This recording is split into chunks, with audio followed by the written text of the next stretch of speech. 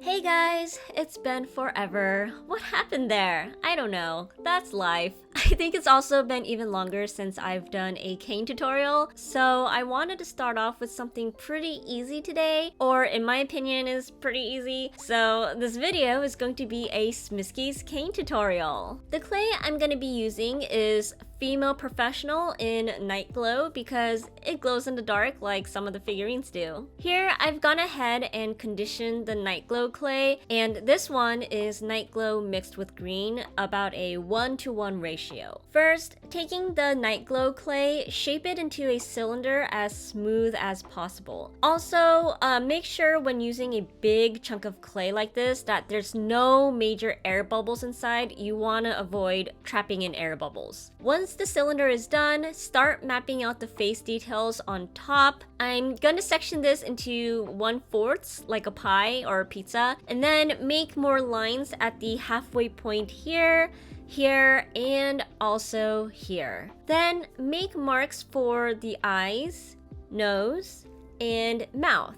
The nose for me is gonna end at the halfway point between these two lines. So maybe for the mouth, I want it to be a notch down. Maybe not. That can be decided later actually. After mapping, it's time to cut out the face details. First, let's start with the eyes. Using an appropriate sized drill bit, drill straight down into the cylinder. When I was drilling the other eye, it did slant a little bit lower. As you can see, it didn't go through as straight as the first eye, but it's not crazy off, so I'll live with it. Taking the green glow clay, roll it into a rod shape until it is the same thickness as the drill bit that was just used for the eyes. With another part of the green clay, roll it through your pasta machine so it becomes a very thin sheet. Now we have to cut straight down across the eye section and also the nose ending line section. And one thing that helps me with cutting straight down the cylinder is creating guidelines. Roughly on the back side of the cane, you want to kind of map out similarly, like the eyes, where the nose ends, or where the mouth, whatever. And then on the side of the cane or the cylinder, you want to make connecting marks that'll connect the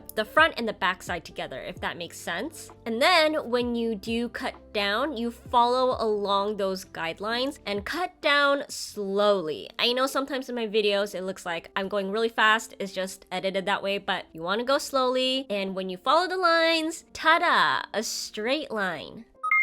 Okay, I am so mad because I just realized my camera stopped filming and I'm at this portion already. And actually, this is my second time filming because the first time I lost majority of the footage. I am rusty. Anyways, this is the first cane from my first try filming, and I'm gonna recreate what I just did, the missing footage, using this cane, okay? I'm sorry. Now, before we cut the nose, we're gonna make guidelines for it like this. And then we're gonna make 2 straight cuts. The first cut is going to be this way. The second cut is going to be this way. With this tiny leftover piece, we're going to attach it back onto this piece here so that we end up with a sideways V for the nose. Now, back to the second cane I was originally working on for this video. Taking the very thin sheet of green clay, you're gonna attach it to the V and lightly press or pinch it into the corner like this so that it kind of like sticks together. And then you're going to put the left and the right sections back together, making sure that it aligns properly. Then we are going to cut out all of the excess green clay that is sticking out. One important note I do have for you is to not get these portions contaminated with other colors because it'll be trapped or like sandwiched in when we put everything together later. Dust is okay, just no other clay colors. And if you do get other colors in here, you can either use your blade to kind of like pick it out lightly or use acetone or rubbing alcohol to wipe it off. Let's add the lower portion back on. And with the eye grooves, carefully place the green rod into each of them, making sure that they fit snugly. Then add the top portion back on. Once again, make sure everything's aligned. Remove the excess clay and then lightly press the whole cane around the edges together to make sure it's all attached. Moving onto the mouth, I've decided I'm not gonna take it a notch down, so I'm just gonna cut straight down where my original line was. And then taking an appropriate size straw, this one is a boba straw, carve out the mouth by cutting it straight down as if it was like a cookie cutter. Also, don't forget the guidelines, it helps, it always helps. With the green clay again, make it into a thicker cylinder rod so that it fits into the mouth portion. And then cut off all the excess clay like so that we end up with like a dome shape for the mouth. And then finally add the bottom portion back onto the face. And voila! Smiski done. We can now start reducing. Squeeze the cane all around equally to reduce. If you need more specific instructions or tips on how to reduce, I do have a separate video going over it, so check that out. Squeezy, squeezy, squeeze.